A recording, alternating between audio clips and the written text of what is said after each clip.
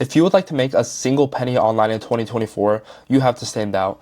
Because nowadays, there's a million marketers, a million agencies out here, all running ads, all making crazy guarantees, crazy promises to the market.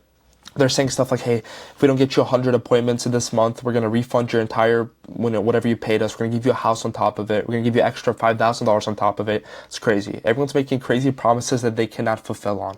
And so you have to stand out and you have to prove that you are worthy of taking somebody's money and providing a service to them.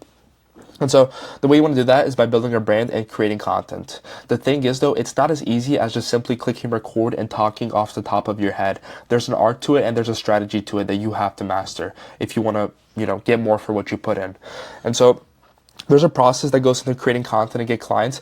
If you just create content without actually putting some thought into it, you're not going to see the results that you would like to see. And so the first thing you have to understand is the quality versus quantity game. Okay, if you can understand this, then you're gonna have so much more clarity on the content that you create and why you're actually creating it. But before we get into that, understand what price elasticity is. And this is a core foundation of economics. And all it really means is that it's the demand or price elasticity of demand is a measurement of the change in the demand for a product in relation to a change in its price.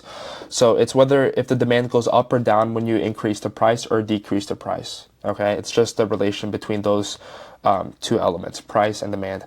And so elastic demand is when the change in demand is large when there's a change in price. Inelastic demand is when the change in demand is small when there's a change in price. Okay, and this, both varies on whether you're increasing the price or decreasing the price. But when creating content and get clients, you have to choose whether you will be playing the quality or quantity game. And how do you make this decision? It's by taking a look at the price point of what you are selling. Okay, so is the thing you're selling high ticket or is it low ticket? And based on that, you decide whether you want to play the quality or the quantity game. And so chances are that you're an agency owner or somebody who's selling a high ticket program or service. If that, in a high ticket program or service, I consider anything that's above $2,000 plus. And if that's the case, then you want to play the quality game. You want to focus on the quality of your viewers over the quantity of your viewers. The quality game means that you are simply prioritizing the quality of your viewers over the quantity of your viewers. The highest possible quality viewer that you should be aiming for is your ideal customer profile. So if you're somebody who's targeting roofers and you're charging them something that's like 2 to 10 grand, then you want to make videos that's valuable for roofers. Simple as that. And all of your videos should be made with the intent of solving a specific problem for your market and providing as much value as possible only to your market. These videos might get fewer views, but the views they will get are the ones that are the right fit for your product. If you're playing the quality game and if you are playing the quality game, then the number of views you are getting is a pure vanity metric. Please understand this. And I want to talk to you about Alex Hormozi. If you know who Alex Hormozi is, he's like a business influencer, probably the most popular business influencer who's just, solely focused on business. And so he started out with making business content and he slowly realized that, he wanted to branch out into different areas, different categories. He started creating videos on relationship advice, on fitness, even a cookbook. It was a pretty good video. I watched that, but a business owner isn't really going to care about the cookbook or the relationship advice as much as they're going to care about business videos. And so he was realizing that yes, he was making more money, but the people he was targeting, which was business owners, wasn't getting as much value as they wanted to. Okay. And so what he did was he went back down to solely focusing on real business advice. And what he found out was he got less views per video as expected because it cut out all the, other people who didn't care about business, which, he shouldn't care about if they're watching his video or not because they aren't who he's targeting. But he got less views on his videos. But the thing is, the people who did view his videos were getting more value out of it, meaning that his cost per viewer went up because he got twice the amount of book sales. He got more opt-ins for his private equity firm, acquisition.com. And, he realized that it was the right choice. Okay, so views is a vanity metric if you are selling a high ticket program or service. If you're selling something low ticket, it's a different story. Okay. And so since you want higher quality viewers watching your videos, you should have higher quality production, right? That's pretty obvious. No, that's wrong. It's completely wrong. Okay. High quality production means that you want your video to appeal to more people. But in this instance, simply formatting your video in the way that will get your point across most effectively is your best option, like this video. So you just Loom, $15 a month, Google Doc, free, okay? $0 a month, and just hitting record and talking, okay? That's all it is. You don't need any 4K cameras because when you start doing higher quality stuff, higher production, that means you want your video to reach more people, because the more people it reaches, it's going to have more people who have short attention spans and who can only focus on videos that has a cut like every 3 milliseconds. Okay, but if you're targeting people who actually have money, chances are these people can actually focus because they've gone somewhere in life, and if they can focus on working on their business, they can probably focus on your video, and all that matters is what you're talking about and the value that you're providing. And so once again, if you're playing the quality game, reframe your mind from how can I create a video that'll go viral to how can I create a video that my ideal customer will find so valuable that they want to work with me. And trust me, it's better to get 100 of your dream clients watching your videos opposed to 10,000 get rich quick kids watching your videos, okay? And so, and one thing that you kind of have to realize is, how many views will your niche get? If you're in a niche like I said, roofers or home remodeling services, probably not going to get a lot of views. But the truth is, you're probably going to make a lot of money from the views that you do get. I don't know why this happened. Just ignore it. But some examples of people who are playing the quality game, some very influential people, me. I'm just joking. I'm a nobody, but I'll get there. Trust me, I'm gonna get there. So you have me. I'm creating videos, or I'm solely focused on providing value for people running agencies, implementing AI into their agency. Serge Guattari, another person, is creating viable content for agencies. Ravi Abuvala, he's creating content for businesses, and Alex Hormozi creating valuable content for businesses. And when you're playing the quality game, you can reach millions of followers. It's less likely you're going to reach millions of followers than if you're playing the quantity game, because you're focused on making more money from the viewer, and the way you do that is by focusing on solving their problems. But it is still possible if your quality videos reach a broad enough segment, which shouldn't be your focus, but it's possible. And so the next one is the quantity game. And so if you're somebody who's selling a low ticket product, service, or program, anything less than $2,000, you want to play a quantity game. So courses, programs, mentorship, whatever, if it's less than $2,000, play the quantity game. Okay, focus on the quantity of your viewers over the quality of your viewers. And so the quantity game simply means that you're prioritizing the quantity of your viewers over the quality of viewers. You are trying to get as much attention on you as possible. The main KPI you should be shooting for is number of viewers. The more attention you have on you, the more money you will make. The quality game, for the quality game, the main KPI was cost, or not, dollar per viewer. Now the main KPI for the quantity game is just pure number of viewers, quantity of viewers. How many views are you getting? Because if you're selling something on the lower end, lower price, more attention simply means more money, since most people can afford what you're selling. And it all depends on what you're selling. If you're selling a program on how to make money, then you want to create broad content around how to get rich. The best way to think about this is to think of influencers like Iman Gadzhi and Andrew Tate. They both create very broad content, but the main message always comes back to making money. So you can join their low ticket program.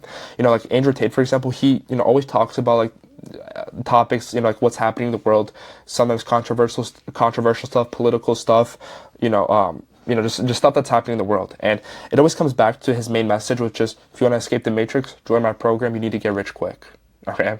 So he's just trying to get as much attention possible and then funnel it back into his low community, because he's charging $50 a month, and typically most people can afford that. Even people who are, live in countries where, money's worth more to them, he provides enough value. He has a brand strong enough to convert most of them into his $50 a month thing. And so, in my opinion, the only time it's worth it to play the quantity game over the quality game is when you have millions of people following you. And if you don't have millions of people following you, then you're better off playing the quality game. And so just purely think of the quantity game simply as the more attention you have, the more money you're going to make. And if you don't have millions of people in your audience, then I think you're better off just playing the quality game and just charging more for the audience, or charging more money to the people who already follow you if they can afford what you're selling. Okay?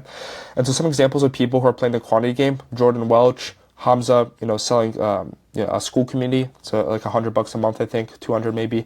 Iman Gadzhi, now he's sticking with his low ticket offer, which is around $40 per month. The reason for that is because most people in his audience, or more people, are going to buy $40 per month, opposed to a course that's like $1,000, $2,000, whatever he was charging previously. And then Andrew Tate, who's selling his university.com program for $50 per month. Like I said, he has a ton of attention, so it's going to get more people who can afford that. And so it is not always a binary choice. Understand this, okay? So depending on the different price points you offer, the decision won't always be between quality and quantity, but how much quantity and quality do you want? Think of people like Charlie Morgan and Liam Otley. I wouldn't really fit them into one category or the other because they float somewhere in between because their content is designed to complement what they're selling. So, for example, Liam Otley, if you don't know who he is, he's kind of like the person who coined the AI automation agency, and he has different price points. So he has the low ticket AI automation course, and then he has like his actual agency, which he charges thousands of dollars if you want to work with them. Same thing with Andrew Tate. He has university.com, which is his low ticket offer, and then he has the War Room, which is a couple $1,000s, like a networking thing. So there's different price points. So sometimes you want to focus on how broad am I actually going with the content, and what's the balance between quality and quantity. Okay, and so which one makes you more money? Okay, quality or quantity? Well, let's take a look at the top person from the quality and the top person from the quantity game. Alex Hormozi versus Andrew Tate. I'd say they're both, unless I'm wrong, unless you can find someone who's richer than Alex Hormozi, like when it comes to content, and Andrew Tate when it comes to being an influencer. These are the two people I consider as a top in each category. And so Hormozi creates very valuable, and this is specifically like getting rich quick niche, or like making money niche, business niche.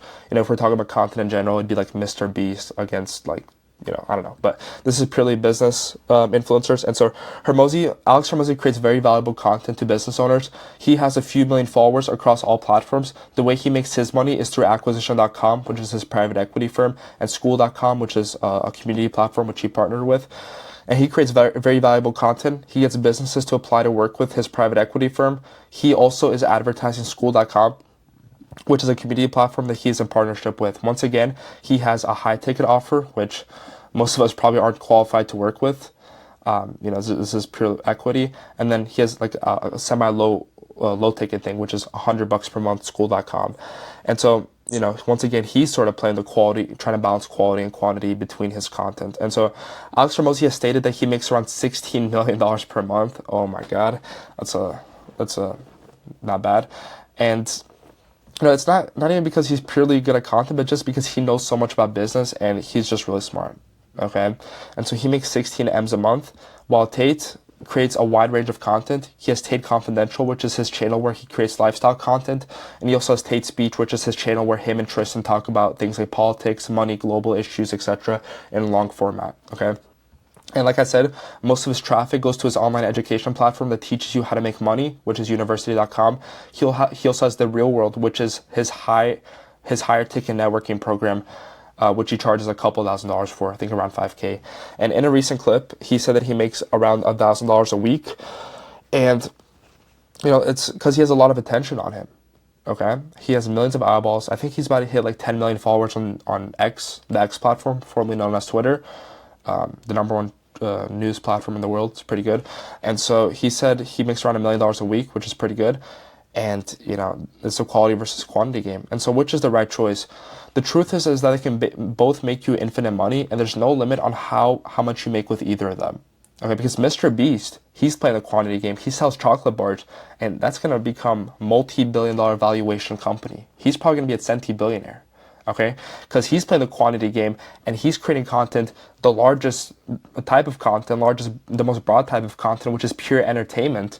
And so he's able to sell to everyone in the world because he has the highest quantity of people following him. Okay, and so depending on your situation, you do want to make sure you make the right choice when choosing between them. Okay, and if you're starting from scratch, so if you don't have any business or any brand at all, I would highly recommend you start from the top down. Okay, start by selling something high ticket and playing the quality game. If your audience starts to grow so big to the point where you can't service all of them, which rarely happens, then create a lower ticket offer. Okay, kind of like Elon Musk's approach to Tesla. The way he started the company was he didn't start by selling a low ticket car. So he didn't start by, the first car he sold was a $20,000 car, $25,000 car. No, it was a $100,000 car, maybe even more than a $100,000 car, which was the Roadster.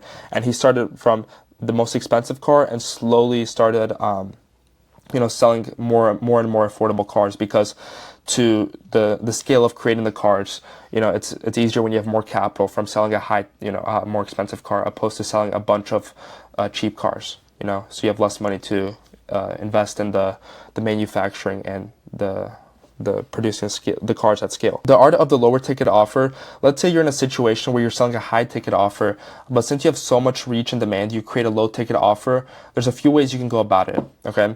So the first way is you still prioritize your high ticket offer. So basically you use your lower ticket offer as a way to get people to eventually buy your higher ticket offer. And the way you do this is essentially the high quality game of the low ticket offer. You still create the same content that targets high quality views, but now you have a low ticket offer that they can buy. Once again, you won't get as many people buying your low ticket offer, but more of them will convert into high ticket customers. Okay.